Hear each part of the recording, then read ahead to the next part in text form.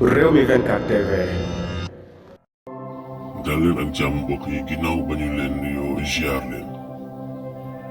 lundi 17 avril 2023 procès Ousmane Sonko Prodac Mame Mbaye Niang boobu xam ngeen ne tey jii ci 17 avril 2023 bi la woon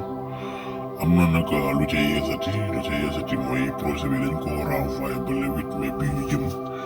waaye ñu bari ci Sénégalais yi daal dinañu am ak jaaxle ci lan moo tax ñu indi boobu le renvoi en tout cas juge bi moom indiwul benn preuve bi wane ne loolu moom moo tax mu def renvoi bi ba pare am na leneen loo xam ne doon nañ ko dégg mooy ab information boo xam ne mi ngi doon circuler lu bëree bëri ci réseaux sociaux yi ñuy wax ne kii di Mame Mbaye Niang moom dafa hospitalisé maanaam ak wér-gi-yaramam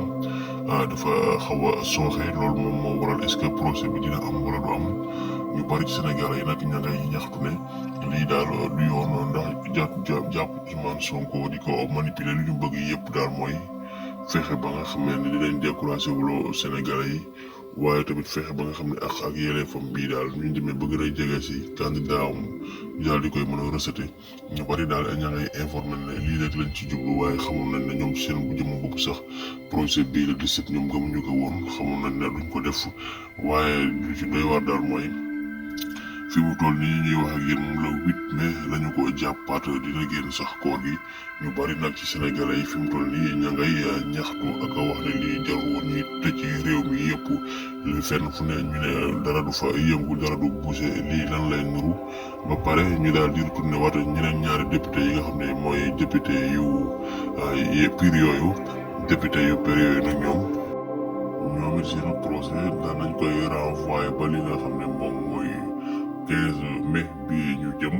kon daal ñu bari ci Sénégalais yi ñu ngay wax naan ñii li ñu bëgg mooy bindu bi nga xam ne moom la Sénégalais yi di nekk yi def fu mu toll nii moom la ñu bëgg a yàqal Sénégalais yi seenum bindu ba nga xamee ne daal dinañu découragé wu ngir seen bopp la ciy nekk mooy Sonko du nekk candidat kon booba li ñuy war a def fu mu toll nii mooy xeex ngir ñu libéré prisonniers politiques yooyu nga xam ne jàpp nañ leen nga jàppin boo xam ne kenn xamul lan moo ko waral ñu bari ci Sénégal jamono yi loolu la ñu sàkku daal lu ñu xam le mooy fexe ba ñu libéré prisonniers yi nga xam ne dañ leen a jàpp en otage loolu mooy solution waaye nekk fii yi xaar ab procès boo xam ne amul àpp amul commencement amul yem loolu ñàkk a respecté li nga xam ne sax mooy Sénégalais yi la waaye ak lu ci mën a doy war daal mooy fi mu toll nii xam nañ ne procès boobu moom daal dinañ koy renvoyé ba li nga xam ne moom mooy 8 mai am na ñu bari yoo xam ne jàpp nañ ne procès bi moom ak àtte du ci am benn yoon ndax lu dëgg du yoon te candidat Ousmane Sonko ñoom du yàgg ba ñu rejeté ko loolee li ñu bëgg nag mooy fexe ba dakkal ay activité yi nga xam ne doon na ko def ci Sénégal maanaam ay nemmeeku tuur ak yeneen yoo xam ne saa su jugee rek askan bu bari dañuy génn di ko topp loolu rek la ñu bëgg a gàntal waaye xam nañ ne procès bi moom mënuñu cee xañ Ousmane Sonko pour mu nekk ab candidat 2024 kon daal mi nga ko lu doy waar ci Sénégal daal mooy injustice bi métti na ëpp na loolu ci jàpp ab nit di ko kël suba ngoon guddee bëccëg ñëwal demal toogal taxawal loolu la ñu nemmeeku ci diwaanu Sénégal kon fi mu toll nii daal gars yi ñu focus 2024 te jéem a bindu ñu jéem a inscrit yi pour mën a préparer wu te xam ne ma carte ma foi seen carte rek daal moo leen mën a jëriñ waaye loolu seen carte yi mënu leen a jëriñ kon ñi nga xam ne amaguñu woon électeur nañu gën a dem te inscrit yi te préparer wu présidentielle 2024 ndax loolu rek moo fa mën a jëlee nguur gi